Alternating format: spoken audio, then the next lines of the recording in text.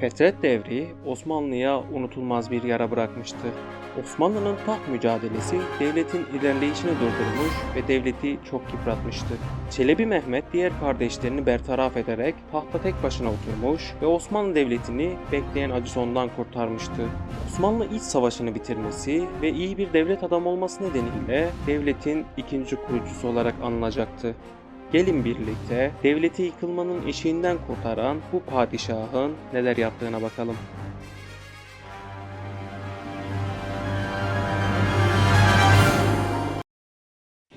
5 Temmuz 1413'te tahta oturan Çelebi Mehmet, tahta geçmeden önce Musa Çelebi'yi yenmek için Bizans'la anlaşmıştı. Bunun üzerine Musa Çelebi'nin aldığı İstanbul'a yakın bölgeler Selanik ve Teselya'yı Bizans'a bıraktı. Rumeli de gerekli düzenlemeleri yaptıktan sonra 1414'te Anadolu'ya yöneldi. Anadolu beyleri Fetret devrinden faydalanarak kendi bağımsızlıklarını ilan etmiş, ayrı ayrı birer beylik olmuştu. Çelebi Mehmet Fetret devri döneminde Sarıhanoğulları beyliğini almıştı. Geriye kalan beylikleri almak için ilk olarak isyan eden Aydınoğulları beyi Cüneyt Bey'in üstüne yürüdü. Cüneyt Bey'i mağlup ettikten sonra topraklarını Osmanlı'ya dahil etti. Çelebi Mehmet ilerleyerek Menteşeoğullarını da zapt etti. Daha sonra Karamanoğulları'nın Hamitoğlu Beyliği'nden aldığı Göller yöresini zapt etti. Karamanoğullarını cezalandırmak için Karamanoğlu Mehmet Bey üzerine giderek Karamanlılarla Konya Ovası'nda savaştı. Bu savaştan Çelebi Mehmet galip ayrıldı ve Konya'yı kuşattı. Mehmet Bey'in oğlu Mustafa Çelebi'yi esir aldı. Yine de onların canlarını bağışladı. Kuzeni olan Mehmet Bey ile bir barış anlaşması imzaladı.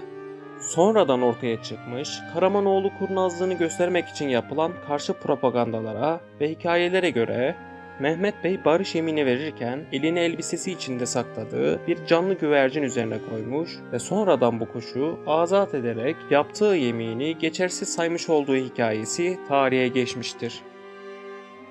Sultan Anadolu seferini tamamlayıp Rumeli seferi yapmak üzere Edirne'ye döndü. 1416'da Rumeli seferine çıktı. Arnavutluk'taki soylular Fetret döneminden faydalanarak orada bulunan Osmanlı birliklerini bölgelerinden uzaklaştırmışlardı. Mehmet, oradaki Osmanlıların durumunu Avlonya ve Akçahisar kalelerini eline geçerek güçlendirdi. Kuzeye yönelerek Musa Çelebi'ye destek sağlamış olan Eflak Prensi Mirsiya'nın üzerine gitti. Tuna Nehri'ni aşarak Orta Macaristan yollarını kontrol eden ve Osmanlılar tarafından Yergöğü adıyla anılan Eflak şehrinde çok korunaklı bir hisar yaptırdı. Bu sefer sonunda Eflak Prensi Mircea yine Yıldırım Bayezid döneminde olduğu gibi Eflak'ın Osmanlılara bağımlı bir devlet olmasını kabul etti. Dobruca'nın tamamen Osmanlı eline geçmesini sağladı. Buralara gözünü dikmiş olan Macar kralına gözdağı vermek için Erdel ve Macaristan'a akıncılar gönderdi. Bosna'ya her yıl akıncı gönderdi ve böylece oradaki toprak sahipleri Osmanlı etkisine girdi ve sonunda Bosna kralı Osmanlılara bağlanmayı resmen kabul etti. Rumeli'de hakimiyeti sağlamlaştıran Çelebi Mehmet yönünü tekrar Anadolu'ya çevirdi. Anadolu'ya ilerleyen Mehmet Çelebi ilk olarak Samsun üzerine yürüdü. Samsun bölgesini zapt etti. Bu dönemde İsfendiyaroğulları, Kastamonu, Safranbolu ve etrafındaki bölgeleri almışlar ve Karamanoğulları ile Osmanlılar aleyhinde müttefiklik kurmuşlardı. Çelebi Mehmet, İsfendiyaroğullarını cezalandırıp Kastamonu ve Safranbolu'yu zapt etti. Anadolu'da bunlar olurken Osmanlı donanması yeni oluşmuş ve ilk faaliyetlerini gerçekleştiriyordu. Bu donanmanın başına Çalıbey tayin edildi. Çalıbey emrinde bulunan donanma ile Nakşa Dükalığı'na saldırıya geçti. Osmanlılar Nakşa Dükalığı'na saldırmak ve orayı üs olarak kullanma niyetindeydi. Nitekim buradan Adriyatik Denizi'ne kolay ulaşmak ve Dalmaçya kıyılarını kontrol altına almak istiyorlardı.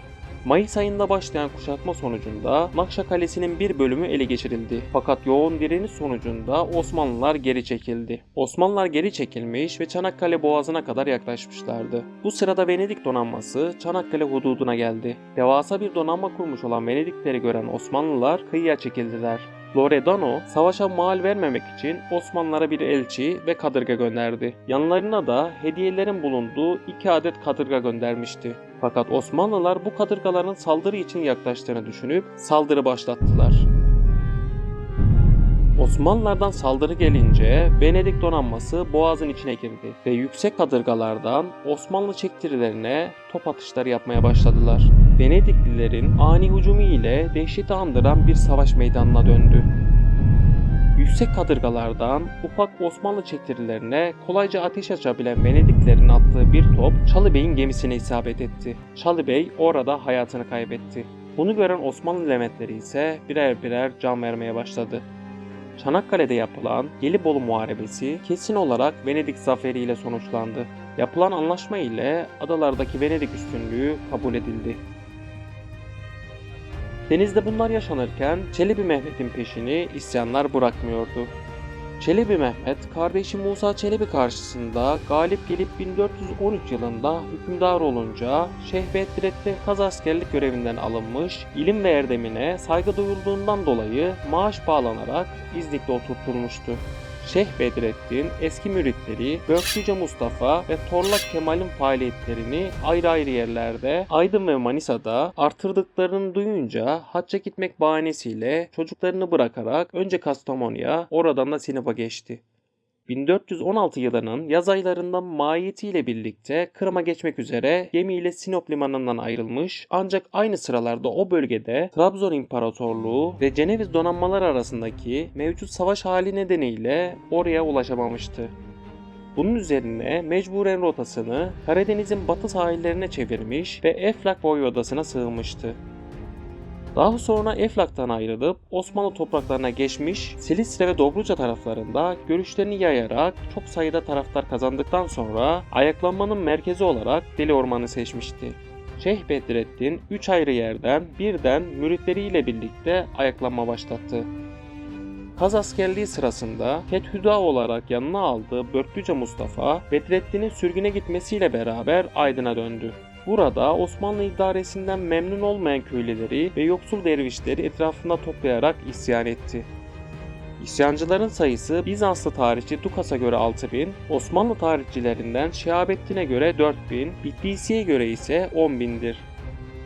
İsyanı bastırmak üzere harekete geçen Saruhan Bey'in ordusu bozguna uğrar. Bunun üzerine Sultan Çelebi Mehmet, oğlu Murat ile Veziri Bayezid Paşa'yı bölgeye yolladı. Bu sayede isyan bastırıldı. İsyancılar Börklüce Mustafa'nın gözü önünde kılıçtan geçirildi. Börklüce Mustafa ise bir deve üzerinde çarmıha gerilerek öldürüldü ve şehirde dolaştırıldı. Börklüce isyanıyla aynı zamanda Manisa civarında Torlak Kemal liderliğinde bir isyan daha patlar. Daha küçük olan bu isyanda şiddetle bastırılır ve isyancılar öldürülür. Aynı zamanda Bedrettin'in Deli Orman'da başlattığı isyan Osmanlı kuvvetleri tarafından bastırıldı. Şeyh Bedrettin yakalanarak Serez'e Padişah 1. Mehmet'in huzuruna getirildi. Çelebi Mehmet, Şeyh Bedrettin'in idamını infaz etmeden önce ulemaya danıştı ve fetva istedi. Şeyhülislam ve beraberindekilerin kararı idam oldu. Şeyh Bedrettin 1420'de Serez çarşısında idam edildi.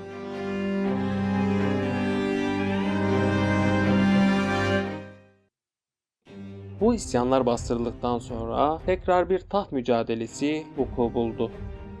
Bayezid'in oğullarından Düzmece Mustafa, Ankara Muharebesi'nde Ordu Merkez Kolu'nda görev yapıyordu. Yenildikten sonra ortadan kaybolmuştu. Timur'un ölümünden sonra meydana çıkıp Anadolu'ya dönerek önce Niğde taraflarında kalmış, sonra Kastamonu taraflarına geçerek İsfendiyar Bey ile anlaştıktan sonra Eflak tarafına geçmişti. Düzmece Mustafa, Eflak Voyvodası ve Bizans İmparatoru tarafından yardım gördüğü gibi önceden Nibolu Kale muhafızlığına atanmış bulunan İzmiroğlu Cüneyt Bey de buradan kaçarak Düzmece Mustafa'ya katılmıştı. Düzmece Mustafa saltanat iddiasıyla Teselya ve Selanik civarında faaliyete başladı. Çelebi Mehmet ordusunu toplayarak Serez üzerine ilerledi. Burada Mustafa'nın kuvvetlerini yenmiş, Mustafa ve Cüneyt birlikte Selanik Kalesi'ne sığındı. Bunun üzerine kale muhasara edilmiş ve mültecilerin geri verilmesi istenmişse de Bizans İmparatoru Düzmece Mustafa'yı teslim etmemişti. Ancak Mehmet Çelebi hayatta olduğu müddetçe Düzmece Mustafa'yı salıvermeyeceğini yeminle taahhüt etti. Bunun üzerine anlaşmaya varılarak Limna Adası'nda muhafaza altına alındı. Bu isyanı da bastıran Mehmet Anadolu'ya geçerek Tekeoğullarını zapt etti. Tekioğulları zapt edildikten sonra bölgede sadece Germiyanoğulları kaldı. Mehmet, Germiyanoğullarından Afyon ve Kütahya'yı talep etti. Germiyanoğulları bu bölgeleri Osmanlı'ya teslim etti. Çelebi Mehmet 24 savaşa girmiş ve büyük zaferler almıştı. Girdiği 24 savaş sonucunda 40'a yakın yara aldı. Bu yaralar nedeniyle erken öldü. Yerine 2. Murat geçecekti. 2. Murat videosu için abone olmayı lütfen unutmayınız. Sağlıcakla kalın.